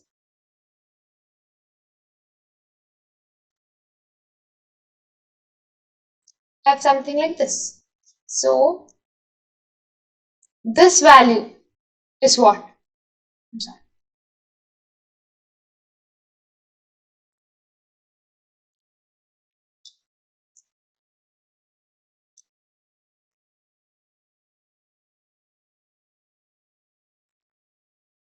What is this value? Anyone? Our solution maybe. Yes, it is. It's not maybe it is. It is our solution. Okay. Now, as I told you, at low frequency, this point is what is corresponding to RP. But here, if you see, this entire, there is a shift, right? So this value you get, RP is nothing but, it is supposed to be this value. So this value, this is RP. So the value which you get over here is nothing but, there can be questions where you will be given the figure, you have to find out what is RP, what is RT, etc. So this value is nothing but RP plus RS. Similarly, this is what is RT.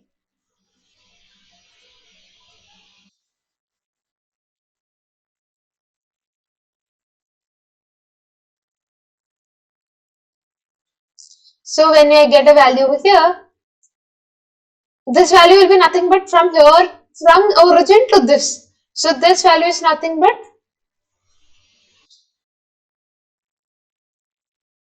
RT plus R solution.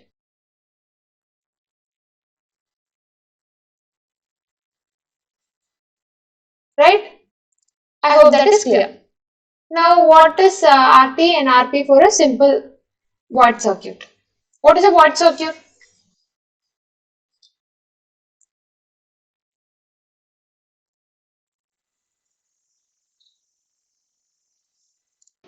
What is a void circuit? One RC pair in series with R1. Yeah, RC parallel series with R1. So R1, or you can simply say this is a resistor. You don't have to say R1. Okay, I just do it the other side. That's also okay. Okay, so I have R1. You have R2, and I have C1 or C2. What is RT and RP for a void circuit?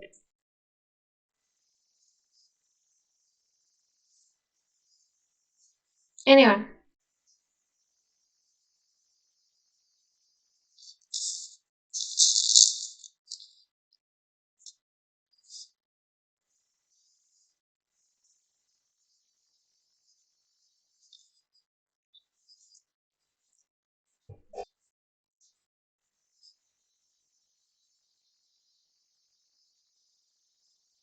This is simple, right? Just how we did the distinguishability, how did we simplify the circuit? Same thing, right?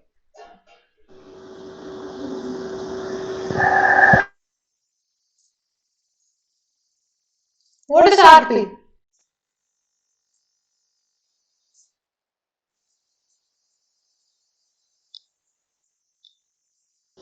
R1 plus R2 maybe. So, RP is nothing but when omega tends to 0, right? What is the impedance when omega tends to 0? So, you know C2 is 1 by j omega C. So, at omega tends to 0, this will be huge resistance. So, nothing can flow through this way. Why? Because the impedance is very large. So basically this is like a broken circuit. Nothing can pass this way. Everything passes this way. It goes like this and comes like this. So it is nothing but R1 plus R2. You need not have to learn by heart, just have to understand what will be the resistance when it is omega tending to 0, infinity, right? What is RT?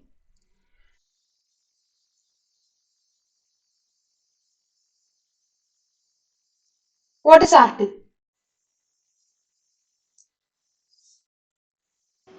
R1.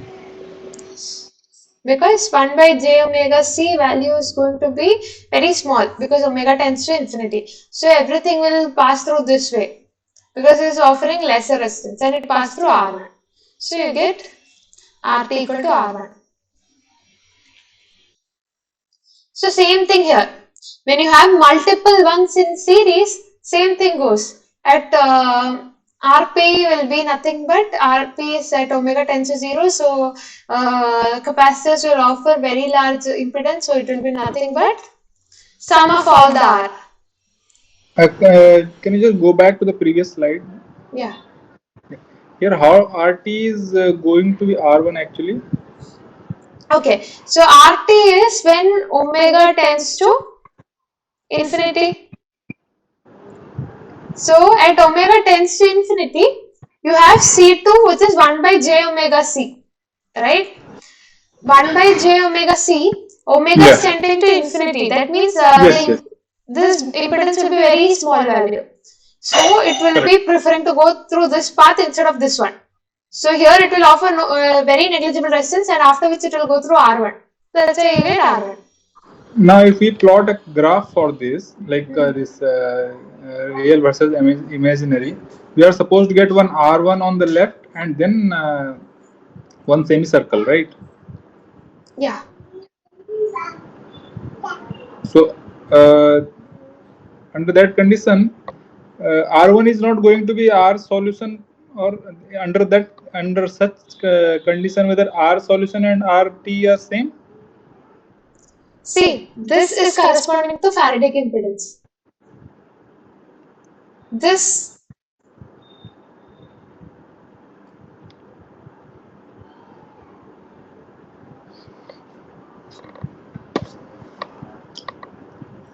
okay. You have a simple resistor which is in parallel to this thing. What to say? Faradic impedance and Correct. this thing, right?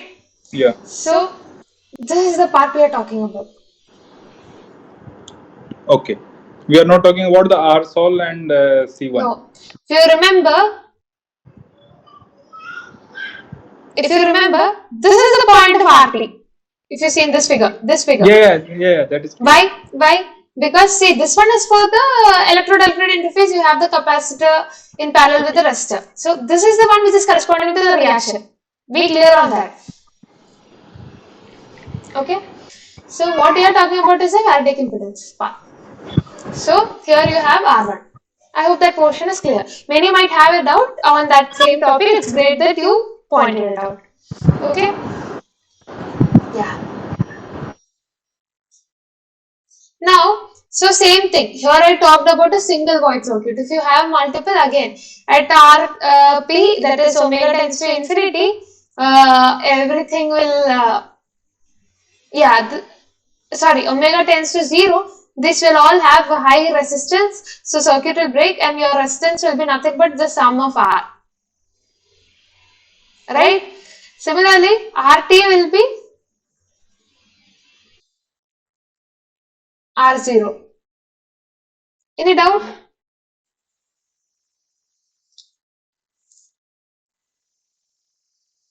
Any doubt on this? This RP, what you're telling, that is the means basically internal resistance, no? Depend, because Yeah. zero frequency means it is a real part only. Yeah. So basically, it is internal resistance of a system. No. I didn't understand that. Polarization No, it is not. resistance. We are taking omega is equal to 0, no? Tends to 0. So it is basically the internal resistance of the system. Internal resistance Your as such? internal resistance means, madam, this is what he is saying, that R solution. Oh, okay, no. No, ma'am, we are taking omega tends to 0 means there is no frequency, no? So it will be only real part only. No. Omega tends to 0. What that means is it's tending towards more of low frequency regime. It is not equal to 0. No, it is tending towards. And solution resistance is something which is observed at high frequency regime. Don't forget, we start taking the data at high frequency regime, then go to the low frequency regime. We start taking data from high frequency regime. So this is the high frequency regime and this is the R solution. Your RP is somewhere here. And that is corresponding to an electrochemical reaction. Okay, RT is corresponding to the Faradic impedance. I mean, for when an electrochemical reaction is happening. Okay, please understand the difference.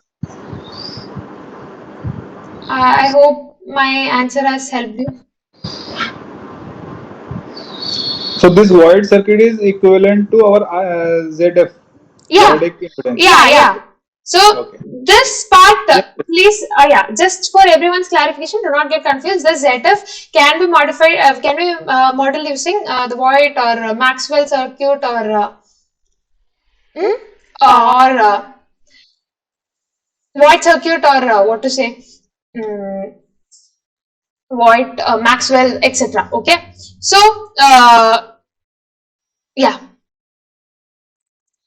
So now the next thing is void circuit with an inductor. So instead of this one, consider a case where it is L1. Consider a case L2, Ln. Can anyone tell what is Rp, what is Rt in this case?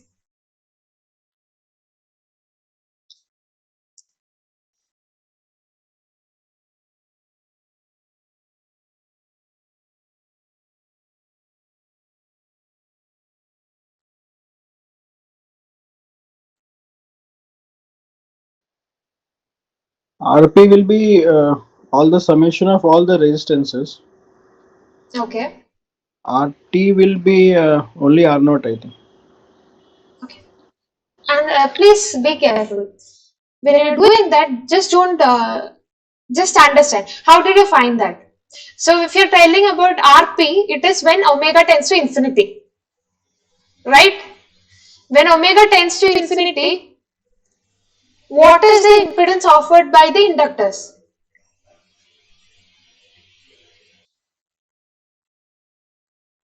It will become infinite, so it will become Infinite. open. Yeah, it becomes open. So what will this, where will the current pass through? Through Rn? It will pass through this resistor. Again it will go. If it reaches here, again L2 cannot pass current. It will go through R2. Again it will pass through R1. Am I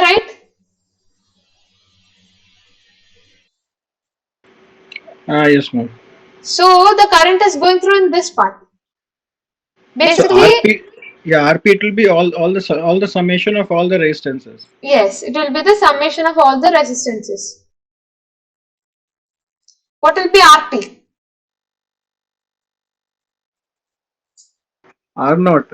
Yes, R naught. So basically, you can say the answer just interchanges when it is inductor and capacitor, when it's with a void circuit. Similarly, okay, because we are nearing the end of the time, you should know how to do this for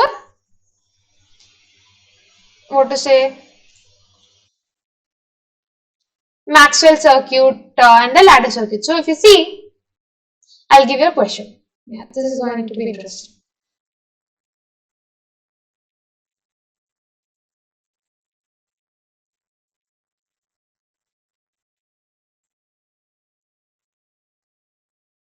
You're given a circuit like this.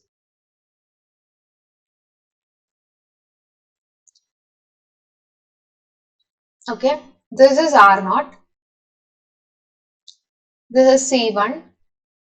This is R1. This is R2. C2.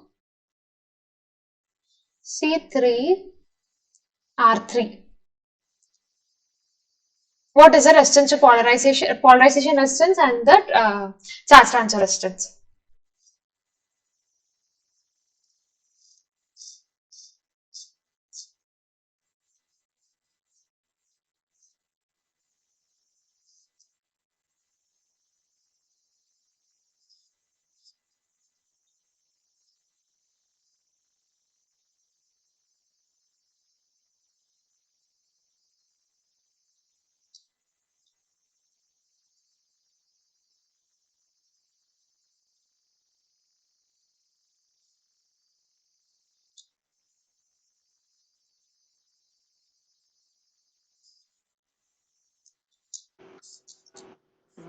Ma'am, RP will be R naught plus R1 and RT will be R naught itself. RP will be R naught R1. plus R1. Okay. And RT is going to be. R naught itself because that will get shorted. Anyone else has any other answer?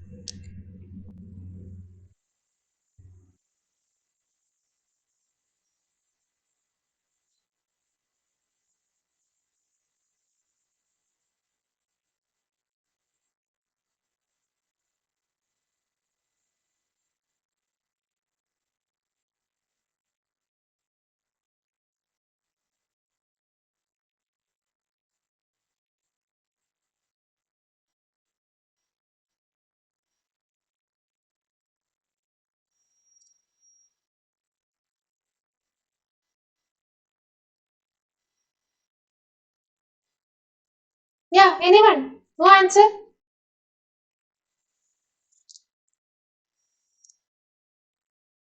Anyone wants to try? So, I'm audible, right?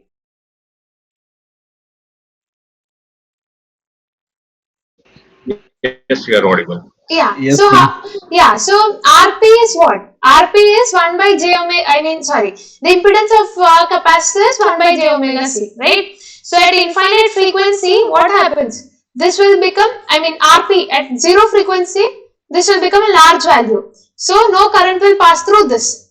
So, the first thing that you have to keep in mind was, I gave you the entire circuit. You have a solution resistance, you have a capacitor, you have resistor and everything. So, this is what is corresponding to Faraday impedance. RP and RT is corresponding to Faraday impedance, right? It has nothing to do with the solution resistance and the capacitor. So, if you remember, this R, C, and you will have the ZF over here. So, this is ZF. So, when RP is asked, what happens? This no current will pass through capacitors. So, what you get is only R1. You need not have to write R0. It is just R1. Or else you have to ask in specific that this is the circuit for the Faraday reaction in that case. If nothing has been mentioned, or in that case you have to take only this, and this is the Faraday impedance. Now coming to RT. What does that mean? For RT means 1 by j omega c. Omega tends to infinity. This value is very negligible. So that means the current can pass easily. This will offer no impedance. This C2 and C3. But is it will it pass directly? No. You see there is a resistor. This will offer a resistor, right? So what will be is you have an R1, R2 and R3 in parallel. RT inverse is nothing but you'll have R1 inverse plus R2 inverse plus R3 inverse. Is that clear?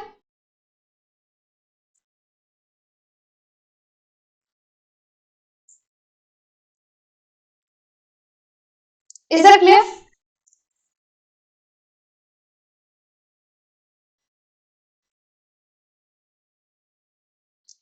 Okay, I hope it is clear. If not, you can post questions in the discussion forum. I can answer for that. Okay, so yeah, I hope so. Now we are trying to understand how to fit the data, and also similar things can be done for ladder circuit and also with inductor, with capacitor, everything. In case you get any doubt, we can discuss in the next class. So these are the type of questions that you can expect for this assignment. So basically, these are the things you have to use, like omega tends to 0, omega tends to infinity, simplify the equation. So that's the main thing you should know. You should understand which path the current will pass, so which way, what will be the impedance, simplify, then you will be able to do the mathematics, I mean the problems very easily. So yeah, that's all for today because it's we have exceeded the time. So anyone has any query?